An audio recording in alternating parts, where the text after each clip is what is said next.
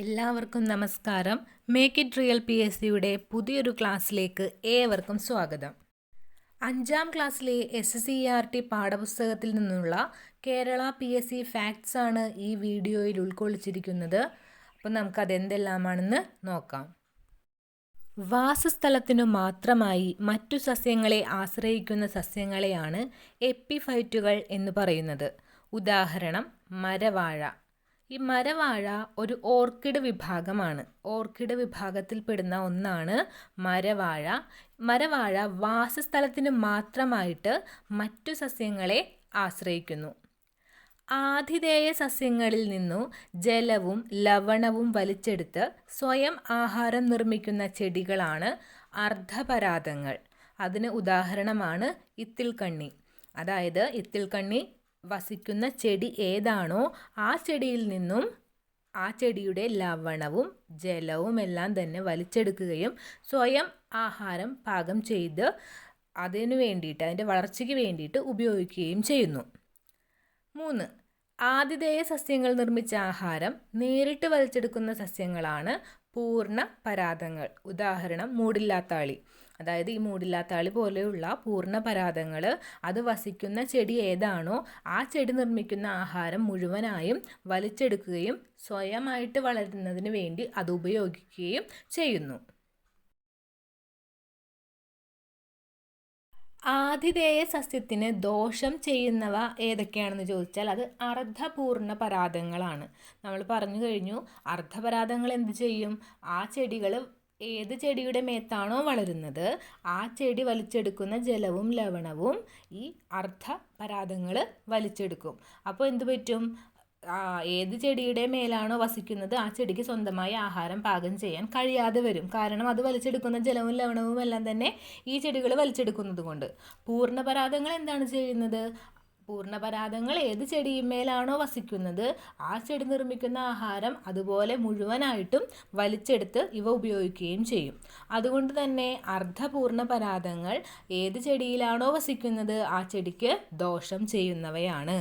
അതായത് ആതിഥേയ സസ്യത്തിന് ദോഷം ചെയ്യുന്നവയാണ് അർദ്ധപൂർണ്ണ പരാഗങ്ങൾ. 5ാമത്തെ ഫാക്റ്റ് നമുക്ക് നോക്കാം. ജീവാവശിഷ്ടങ്ങളിൽ നിന്ന് പോഷക ഘടകങ്ങൾ ആഗിരണം ചെയ്തു ജീവിക്കുന്നവയാണ് നമ്മൾ സാപ്രോഫൈറ്റുകൾ എന്ന് പറയുന്നത്. അതായത് മലയാളത്തിൽ ശവോപജീവി എന്ന് പറയുന്നു. അതായത് ചത്ത് ജീർണിച്ച് കിടക്കുന്ന അവയിൽ നിന്ന് പോഷക ഘടകങ്ങൾ കണ്ടെത്തി ആഗിരണം ചെയ്ത് ജീവിക്കുന്നവയാണ് സാപ്രോഫൈറ്റുകൾ. അതിനുദാഹരണമായിട്ട് നമുക്ക് പൂപ്പലുകളെ പറയാം. 6ാമത്തെ ഫാക്റ്റ്, പൂപ്പലുകൾ സസ്യവിഭാഗത്തിൽ പെടുന്നവയല്ല. 7. മറ്റു ചെടികളിൽ പടർന്നു കയറുന്ന ദുർബലകാണ്ഡ സസ്യങ്ങളെയാണ് നമ്മൾ ആരോഹികൾ എന്ന് പറയുന്നത്. അതായത് പടർന്ന് മുകളിലേക്ക് കയറുന്ന ചെടികളെ നമ്മൾ ആരോഹികൾ എന്ന് പറയുന്നു. ഉദാഹരണം കുരുമുളക്, പാവൽ, പടവലം. ആരോഹികളിൽ കാണപ്പെടുന്ന സ്പ്രിങ് പോലുള്ള ഭാഗങ്ങളെയാണ് നമ്മൾ പ്രധാനങ്ങൾ എന്ന് പറയുന്നത്. നമ്മൾ പറഞ്ഞു മറ്റു ചെടികളിൽ മുകളിലേക്ക് പടർന്നു കയറുന്ന ചെടികളാണ് ആരോഹികൾ. അപ്പോൾ ഈ ആരോഹികൾക്ക് മുകളിലേക്ക് പടർന്നു കയറണമെങ്കിൽ പിടിച്ച് കയറാൻ എന്തെങ്കിലും ഒരു പാർട്ട് ആ സസ്യത്തിനുണ്ടായിരിക്കണം. ആ ഭാഗത്തെയാണ് നമ്മൾ പ്രധാനങ്ങൾ എന്ന് പറയുന്നത്. ഇപ്പോൾ പാവയ്ക്കയുടെയൊക്കെ ചെടി നോക്കുകയാണെന്നുണ്ടെങ്കിൽ അതിൽ സ്പ്രിങ് പോലുള്ള ഭാഗം കാണാം. അപ്പോൾ ആരോഹികളിൽ കാണപ്പെടുന്ന അത്തരത്തിലുള്ള സ്പ്രിങ് പോലുള്ള ഭാഗങ്ങളെയാണ് നമ്മൾ പ്രധാനങ്ങൾ എന്ന് പറയുന്നത്. നിലത്ത് ഇഴഞ്ഞു വളരുന്ന ദുർബലകാണ്ഡ സസ്യങ്ങളെയാണ് നമ്മൾ ഇഴവള്ളികൾ എന്ന് പറയുന്നത്. ഇനി ദുർബലകാണ്ഡ സസ്യമായിരിക്കും, പക്ഷെ അതിന് മുകളിലേക്ക് പടർന്നു കയറാൻ സാധിക്കില്ല, താഴെ പടർന്നു കിടക്കുന്നവ, അതിനെയാണ് ഇഴവള്ളികൾ എന്ന് പറയുന്നത്. അതിന് ഉദാഹരണമായിട്ട് വരുന്നതാണ് മധുരക്കിഴങ്ങ്, കൊടങ്ങൽ, സ്ട്രോബെറി ഇവയെല്ലാം. ഇവ മുകളിലേക്ക് പടരുന്നില്ല, പകരം താഴെ തന്നെ ഇഴവള്ളികൾ പോലെ ഇങ്ങനെ പടർന്ന് കിടക്കുന്നു. അതുകൊണ്ടാണ് ഇഴവള്ളികൾ എന്നവയെ പറയുന്നത്. അടുത്തത് നമുക്ക് കുറച്ച് വേരുകളുടെ പ്രത്യേകതകളാണ് നോക്കുന്നത്. താങ്ങുവേരുള്ള ഒരു സസ്യമാണ് പേരാൽ. പേരാലിന് താങ്ങുവേരാണ് ഉള്ളത്. പൊയ്ക്കാൽ വേരുള്ള ഒരു സസ്യമാണ് കൈത. കൈതച്ചെടിക്ക് പൊയ്ക്കാൽ വേരാണ്. ശ്വസന വേരുള്ള ഒരു സസ്യമാണ് കണ്ടൽ. കണ്ടൽ ചെടിക്ക് ശ്വസന വേരാണുള്ളത്. അപ്പോൾ വേരുകളിൽ തന്നെ താങ്ങുവേര്, പൊയ്ക്കാൽ വേര്, ശ്വസന വേര്, ഇങ്ങനെ പല ഡിവിഷനുണ്ട്. അതിൻ്റെ ഓരോ എക്സാമ്പിളാണ് ഇപ്പോൾ നമ്മൾ നോക്കിയത്. ആഹാരം സംഭരിച്ചു വെക്കുന്ന വേരിനെയാണ് നമ്മൾ സംഭരണ വേര് എന്ന് പറയുന്നത്. ഉദാഹരണം മരച്ചീനി. അതായത് മരച്ചീനി എന്ന് പറയുന്നത് നമ്മൾ ആ ചെടിയുടെ വേരാണ്. ആ വേരിൽ ആഹാരം സംഭരിച്ചു വെക്കുന്നതാണ് മരച്ചീനി. അതാണ് നമ്മൾ ഭക്ഷിക്കുന്നത്. കാണ്ഡത്തിൽ ആഹാരം സംഭരിച്ചു വെക്കുന്ന ഒരു സസ്യമാണ് കരിമ്പ്. കാണ്ഡം, അതിൻ്റെ തണ്ട്, അതിൽ ആഹാരം സംഭരിച്ചു വെക്കുന്നതാണ് കരിമ്പ്. കരിമ്പിൻ്റെ തണ്ടാണല്ലോ നമ്മൾ കഴിക്കുന്നത്. അതെന്തുകൊണ്ടാണ്? കരിമ്പ് തണ്ടിലാണ് അത് നിർമ്മിക്കുന്ന ആഹാരം സംഭരിച്ചു വെക്കുന്നത്. അതാണ് നമ്മൾ കഴിക്കുന്നത്. ഭൂഖണ്ഡത്തിൽ ആഹാരം സംഭരിച്ചു വെക്കുന്ന ഒരു സസ്യമാണ് ഉരുളക്കിഴങ്ങ്. ഭൂഖണ്ഡം, അതായത് തണ്ട്, ഭൂമിക്കടിയിലേക്ക് വളരുന്ന തണ്ടിൻ്റെ ഭാഗത്തെയാണ് നമ്മൾ ഭൂഖണ്ഡം എന്ന് പറയുന്നത്. അതിൽ ആഹാരം സംഭരിച്ചു വെക്കുന്ന ഒരു സസ്യമാണ് ഉരുളക്കിഴങ്ങ്. ഇനി അടുത്ത ഫാക്റ്റ്. സാർവിക ലായകം എന്നറിയപ്പെടുന്നത് ജലമാണ്. നമുക്കറിയാം ഏറ്റവും കൂടുതൽ വസ്തുക്കൾ ഡിസോൾവ് ആയി പോകുന്നത് വാട്ടറിലാണ്. അതുകൊണ്ട് സാർവിക ലായകം എന്നറിയപ്പെടുന്നത് ജലമാണ്. ഇനി നമ്മുടെ ഭൂമിയിൽ സമുദ്രജലത്തിൻ്റെ അളവ് 96.5%. നമുക്കറിയാം നമ്മുടെ ഭൂമിയിൽ ഏറ്റവും കൂടുതലുള്ളത് കടൽ ഭാഗമാണ് അല്ലേ. അതുകൊണ്ട് വെള്ളം 96.5%. ഭൂമിയിലെ ശുദ്ധജലത്തിൻ്റെ അളവ് നോക്കിയാൽ വെറും 3.5% മാത്രമാണ് ഉള്ളത്. ദ്രാവകങ്ങൾ ചൂടേറ്റ് ബാഷ്പമായി മാറുന്ന പ്രക്രിയയെ ബാഷ്പീകരണം എന്ന് പറയുന്നു. അതിനുദാഹരണമാണ് ജലം നീരാവിയായി മാറുന്നത്. ജലം എന്ന് പറയുന്നത് ദ്രാവകമാണ്. അത് ചൂടേറ്റ് ബാഷ്പമായി മാറുന്നു, നീരാവിയായി മാറുന്നു. ഇതിനെ ബാഷ്പീകരണം എന്ന് പറയാം. വാതകങ്ങൾ തണുക്കുമ്പോൾ ദ്രാവകമായി മാറുന്ന പ്രക്രിയയാണ് സാന്ദ്രീകരണം എന്ന് പറയുന്നത്. ഉദാഹരണം നീരാവി ജലമായി മാറുന്നു. നമ്മൾ 4ാം ക്ലാസ്സിൻ്റെ ഒരു ഭാഗത്ത് പറഞ്ഞതാണ് ഈ നീരാവി എന്ന് പറയുന്നത് വാതകത്തിലാണ് ഉൾപ്പെടുന്നത് അല്ലേ. അപ്പോൾ അതുകൊണ്ട് തന്നെ നീരാവി, വാതകം തണുക്കുമ്പോൾ ദ്രാവകമായി മാറുന്നു. നീരാവി തണുത്ത് വെള്ളം ഒരു ദ്രാവകമാണ് അല്ലേ, ദ്രാവകമായി മാറുകയാണ് ചെയ്യുന്നത്. ഇനി അടുത്ത ഫാക്റ്റ് എന്താണ്? പ്രകാശത്തെ കടത്തിവിടുന്ന വസ്തുക്കളാണ് സുതാര്യ വസ്തുക്കൾ. സുതാര്യ വസ്തുക്കളെല്ലാം പ്രകാശത്തെ കടത്തിവിടുന്നു. പ്രകാശത്തെ കടത്തിവിടാത്ത വസ്തുക്കളാണ് അധാര്യ വസ്തുക്കൾ. പ്രകാശത്തെ ഭാഗികമായി കടത്തിവിടുന്ന വസ്തുക്കളാണ്, അതായത് പൂർണ്ണമായി കടത്തിവിടില്ല, എന്നാൽ അത് ചെറിയ രീതിയിൽ കടത്തിവിടുകയും ചെയ്യും ഭാഗികമായി. അത്തരത്തിലുള്ള വസ്തുക്കളെയാണ് നമ്മൾ അർദ്ധധാര്യ വസ്തുക്കൾ എന്ന് പറയുന്നത്. ചില സിറ്റുവേഷനിൽ കടത്തിവിടും പ്രകാശത്തെ, അതുപോലെ ചില സിറ്റുവേഷനിൽ അത് കടത്തിവിടാതിരിക്കും. അപ്പം അത്തരത്തിലുള്ള വസ്തുക്കളെയാണ് അർദ്ധധാര്യ വസ്തുക്കൾ എന്ന് പറയുന്നത്. സൂര്യൻ, ചന്ദ്രൻ, ഭൂമി എന്നിവ നേർരേഖയിൽ വരുമ്പോൾ സംഭവിക്കുന്ന പ്രതിഭാസമാണ് സൂര്യഗ്രഹണം. അതായത് സൂര്യനും ഭൂമിക്കുമിടയിൽ ചന്ദ്രൻ മറനിൽക്കുമ്പോൾ നമുക്ക് സൂര്യൻ്റെ പ്രകാശം ഭൂമിയിലേക്ക് എത്താനായിട്ട് ബുദ്ധിമുട്ട് അനുഭവപ്പെടും സ്വാഭാവികമായിട്ടും. അപ്പോൾ അതിനെയാണ് നമ്മൾ സൂര്യഗ്രഹണം എന്ന് പറയുന്നത്. അപ്പോൾ ഭൂമിയിൽ നിന്ന് നോക്കുമ്പോൾ സൂര്യൻ്റെ ആ ഒരു കൊറോണ പ്രഭാവത്തെ മാത്രമേ നമുക്ക് കാണാൻ കഴിയുള്ളൂ, മുഴുവനായിട്ടും കാണാൻ കഴിയില്ല. അപ്പോൾ അതിനെ സൂര്യഗ്രഹണം എന്ന് പറയുന്നു. ഇനി സൂര്യൻ, ഭൂമി, ചന്ദ്രൻ എന്നിവ നേർരേഖയിൽ വരുമ്പോഴാണ് ചന്ദ്രഗ്രഹണം എന്ന് പറയുന്നത്. ചന്ദ്രഗ്രഹണം. അനുകൂല സാഹചര്യത്തിൽ വിത്തിനകത്തെ ഭ്രൂണം തൈച്ചെടിയായി വളരുന്ന പ്രവർത്തനത്തെയാണ് നമ്മൾ ബീജാങ്കുരണം എന്ന് പറയുന്നത്. അതായത് ഒരു വിത്ത് മുളച്ച് തൈച്ചെടിയായി വളരുന്നതിനെയാണ് നമ്മൾ ബീജാങ്കുരണം എന്ന് പറയുന്നത്. വിത്ത് മുളയ്ക്കുമ്പോൾ ആദ്യം പുറത്തു വരുന്നത് നമ്മൾ 4ാം ക്ലാസ്സിലെ പാഠത്തിൽ പഠിച്ചിട്ടുള്ളതാണ് ബീജമൂലം. ബീജമൂലമാണ് മണ്ണിന് താഴേക്ക് വളരുന്നത്. അതായത് ബീജമൂലം വേരായിട്ടാണ് വളരുന്നത്. വിത്തിൽ നിന്ന് മുകളിലേക്ക് വളരുന്ന ഭാഗമാണ് ബീജശീർഷം. അതാണ് തണ്ടായിട്ട്, കാണ്ഡമായിട്ട് മാറുന്നത്. ഇലയിൽ നിന്നും തൈച്ചെടി ഉണ്ടാകുന്ന ഒരു ചെടിയാണ് ബ്രയോഫില്ലം. എന്താണ്? ഇലയിൽ നിന്നും പുതിയ തൈ ഉണ്ടാകുന്നു. ആ ചെടിയാണ് ബ്രയോഫില്ലം. മലയാളത്തിൽ നമ്മൾ ഇലമുളച്ചി എന്ന് പറയും. പൊട്ടിത്തെറിച്ച് വിത്ത് വിതരണം നടത്തുന്ന ചെടികൾക്ക് ഉദാഹരണമാണ് വെണ്ട, കാശിത്തുമ്പ എന്നിവ. ഇതിലധികമുണ്ട്. നമ്മൾ ടെക്സ്റ്റ് ബുക്കിലെ കാര്യങ്ങൾ മാത്രമാണ് നോക്കുന്നത്. ഇനി നോക്കൂ, കാർഷിക വിളകളും ജന്മദേശവും. കൈതച്ചക്ക, മരച്ചീനി, തക്കാളി, ഉരുളക്കിഴങ്ങ്, പച്ചമുളക്, പേരയ്ക്ക, പപ്പായ, കാപ്പി എന്നിവയുടെ ജന്മദേശം അമേരിക്കയാണ്. തേയിലയുടെ ജന്മദേശം ചൈന. Cabbage Europe. റബ്ബർ, കശുമാവ് എന്നിവയുടെ ജന്മദേശം ബ്രസീലാണ്. ഒന്നാമത്തെ ചോദ്യം നമുക്കൊന്ന് നോക്കാം. കത്തുമ്പോൾ താപം പുറത്തുവിടുന്ന വസ്തുക്കൾ എന്ത് പേരിൽ അറിയപ്പെടുന്നു? ഇന്ധനങ്ങൾ. കത്തുമ്പോൾ താപം പുറത്തുവിടുന്ന വസ്തുക്കളാണ് ഇന്ധനങ്ങൾ. ഖര ഇന്ധനങ്ങൾക്ക്, അതായത് ഇന്ധനത്തിനെ തന്നെ നമുക്ക് ഖര ഇന്ധനം, ദ്രാവക ഇന്ധനം, വാതക ഇന്ധനം എന്നിങ്ങനെ തിരിക്കാം. അതിൽ ഖര ഇന്ധനങ്ങൾക്ക് ഉദാഹരണമാണ് വിറക്, കൽക്കരി എന്നിവ. ദ്രാവക ഇന്ധനങ്ങൾക്ക് ഉദാഹരണമാണ് ഡീസൽ, പെട്രോൾ, മണ്ണെണ്ണ. വാതക ഇന്ധനങ്ങൾക്ക് ഉദാഹരണമാണ് LPG, CNG, ഹൈഡ്രജൻ പോലുള്ളത്. പാരമ്പര്യ ഊർജ സ്രോതസ്സുകൾ പുനഃസ്ഥാപിക്കാൻ കഴിയാത്തവയാണ്. പാരമ്പര്യ ഊർജ സ്രോതസ്സുകൾ വർഷങ്ങൾക്ക് മുൻപേ രൂപപ്പെട്ടിട്ടുള്ളതാണ്. അവയുടെ പ്രത്യേകത എന്താണ്? ഉപയോഗിക്കുന്നതിനനുസരിച്ച് തീർന്നു പോയിക്കൊണ്ടിരിക്കും. വീണ്ടും പുനഃസ്ഥാപിക്കാൻ നമുക്ക് സാധിക്കില്ല.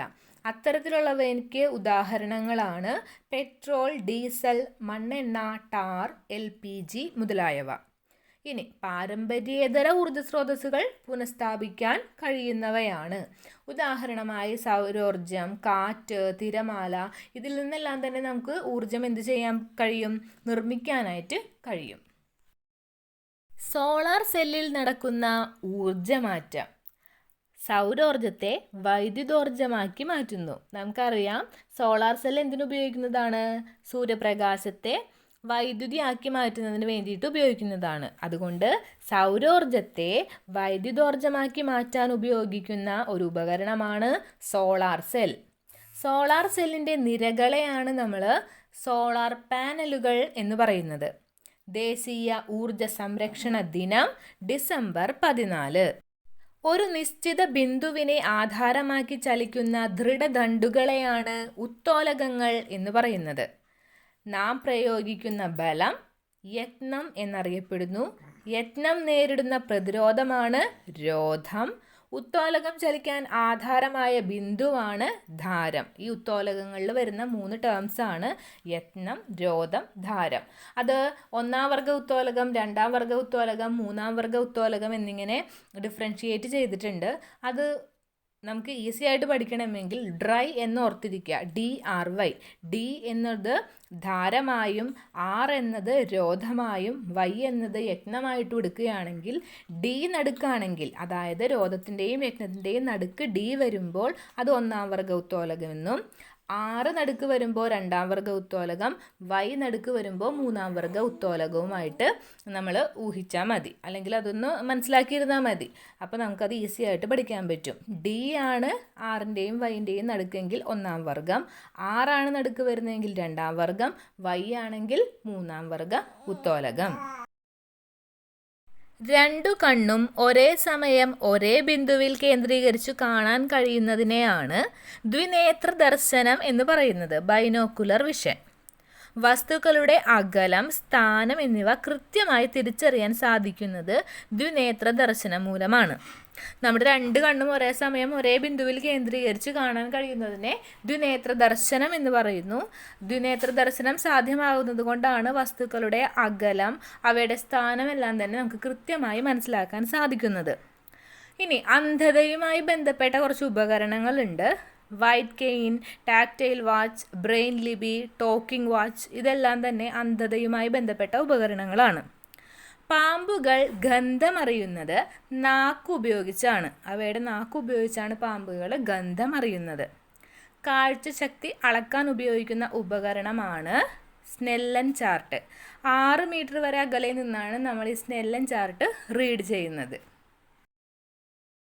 അടുത്തതായി കുറച്ച് രോഗങ്ങളും അവ പകരുന്ന രീതികളുമാണ് നമ്മൾ നോക്കാൻ പോകുന്നത്. വായുവിലൂടെ പകരുന്ന രോഗങ്ങളാണ് ജലദോഷം, ചിക്കൻ പോക്സ്, മീസിൽസ്, ക്ഷയം എന്നിവ. വെള്ളം, ആഹാരം എന്നിവയിലൂടെ പകരുന്ന രോഗങ്ങളാണ് എലിപ്പനി, ടൈഫോയിഡ്, കോളറ, മഞ്ഞപ്പിത്തം. ഈച്ച മുഖേന പകരുന്ന രോഗമാണ് കോളറയും വയറിളക്കവും. കൊതുകു മുഖേന പകരുന്ന രോഗങ്ങൾ മന്ത്, മലമ്പനി, ഡെങ്കിപ്പനി, ചിക്കുൻ ഗുനിയ. സമ്പർക്കം മുഖേന പകരുന്ന രോഗമാണ് ചെങ്കണ്ണ്, കുഷ്ഠം എന്നിവ. സൂപ്പർ ബഗ് ബാക്ടീരിയ കണ്ടുപിടിച്ച ശാസ്ത്രജ്ഞനാണ് ആനന്ദ് മോഹൻ ചക്രവർത്തി. അദ്ദേഹം ഈ ബാക്ടീരിയ കണ്ടുപിടിച്ചത് കപ്പലുകളൊക്കെ പോകുമ്പോൾ കടലിൽ എണ്ണ ചോരുകയും അതോടെ കടൽ മലിനമാകുകയും ചെയ്യുന്നുണ്ട്. അപ്പോൾ ഇത്തരത്തിൽ ചോർന്നു പോകുന്ന എണ്ണയെ ഭക്ഷിക്കുന്നതിന് വേണ്ടിയിട്ടാണ് ഈ ബാക്ടീരിയയെ അദ്ദേഹം കണ്ടുപിടിച്ചത്. ഭൂമിയുടെ ഏറ്റവും അടുത്തുള്ള ആകാശഗോളമാണ് ചന്ദ്രൻ. ആദ്യ ബഹിരാകാശ സഞ്ചാരിയാണ് യൂറി ഗഗാറിൻ. മുൻ സോവിയറ്റ് യൂണിയൻ, ഇപ്പോൾ റഷ്യ, അദ്ദേഹം റഷ്യക്കാരനാണ്, അല്ലെങ്കിൽ മുൻ സോവിയറ്റ് യൂണിയൻകാരനായിരുന്നു. 1961 ഏപ്രിൽ 12 ആദ്യ ബഹിരാകാശ സഞ്ചാരിയായ യൂറി ഗഗാറിൻ ബഹിരാകാശത്തേക്ക് എത്തിയത്. വോസ്റ്റോക്ക് 1 എന്ന പേടകത്തിലാണ് അദ്ദേഹം സഞ്ചരിച്ചിരുന്നത്. ആദ്യത്തെ കൃത്രിമോപഗ്രഹമാണ് സ്പുട്നിക് 1. അത് സോവിയറ്റ് യൂണിയൻ്റേതായിരുന്നു. 1957 ഒക്ടോബർ 4 ആദ്യത്തെ കൃത്രിമോപഗ്രഹം വിക്ഷേപിച്ചത്. അന്താരാഷ്ട്ര ബഹിരാകാശ സമാധാന ഉടമ്പടി നിലവിൽ വന്ന വർഷം 1959 ഒക്ടോബർ 10. മനുഷ്യൻ ആദ്യമായി ചന്ദ്രനിൽ ഇറങ്ങിയ വർഷം 1969 ജൂലൈ 21. അതിൻ്റെ വാഹനം അപ്പോളോ 2 എന്ന വാഹനത്തിലാണ് അവർ സഞ്ചരിച്ചിരുന്നത്. Neil Armstrong, Michael Collins, Edwin Aldrin എന്നിവരായിരുന്നു ചന്ദ്രനിലേക്ക് ആദ്യമായി പോയ മനുഷ്യർ. അവരെല്ലാം തന്നെ അമേരിക്കക്കാരായിരുന്നു. ചാന്ദ്രദിനം ജൂലൈ 21. ഇനി വിവിധ രാജ്യങ്ങളുടെ ബഹിരാകാശ ഏജൻസികളെക്കുറിച്ചാണ് പറയുന്നത്. ഇന്ത്യയുടേത് ISRO, USA നാസ, യൂറോപ്പിൻ്റെ ESA, ജപ്പാൻ്റെ ജാക്സ, റഷ്യയുടെ RSA, ചൈനയുടെ CNSA. ഇന്ത്യൻ ബഹിരാകാശ പദ്ധതിയുടെ പിതാവാണ് വിക്രം സാരാഭായ്. വാർത്താവിനിമയത്തിന് ഉപയോഗിക്കുന്ന ഉപഗ്രഹങ്ങളെയാണ് നമ്മൾ ഇൻസാറ്റുകൾ എന്ന് പറയുന്നത്. ഇൻസാറ്റ് എന്തിനൊക്കെയാണ് ഉപയോഗിക്കുന്നത്? വാർത്താവിനിമയം, അതായത് ടെലിവിഷൻ, മൊബൈൽ ഫോൺ, ഇൻ്റർനെറ്റ് മുതലായവയ്ക്കൊക്കെയാണ് ഇൻസാറ്റ് ഉപഗ്രഹങ്ങൾ ഉപയോഗിക്കുന്നത്. ഇനി എഡ്യൂസാറ്റ് ഉപഗ്രഹം എന്തിനു വേണ്ടിയിട്ടാണ്? നമ്മുടെ വിദ്യാഭ്യാസപരമായ കാര്യങ്ങൾക്ക് വേണ്ടിയിട്ടാണ്. IRS ഈ ഭൂവിഭവങ്ങൾ, കാലാവസ്ഥാ പഠനം, അതുപോലെ തന്നെ മത്സ്യബന്ധനം എന്നിവയൊക്കെ കുറിച്ചറിയുന്നതിന് വേണ്ടിയിട്ട് ഉപയോഗിക്കുന്ന ഉപഗ്രഹങ്ങളാണ് IRSൽ വരുന്ന ഉപഗ്രഹങ്ങൾ. ഇന്ത്യയുടെ സൗരദൗത്യമാണ് ആദിത്യ. ഇനി പക്ഷികളും അവയുടെ അടയിരിപ്പ് കാലവും. കോഴി 21 ദിവസം, പ്രാവ് 14 ദിവസം, കുരുവി 14 ദിവസം, ഒട്ടകപക്ഷി 42 ദിവസം, ലവ് ബേർഡ്സ് 22 മുതൽ 25 വരെ ദിവസമാണ് ലവ് ബേർഡ്സിൻ്റെ അടയിരിപ്പ് കാലം. ദേശീയ പക്ഷി നിരീക്ഷണ ദിനം ആചരിക്കുന്നത് നവംബർ 12. പക്ഷി നിരീക്ഷകനായ സലീം അലിയുടെ ജന്മദിനമാണ് നവംബർ 12.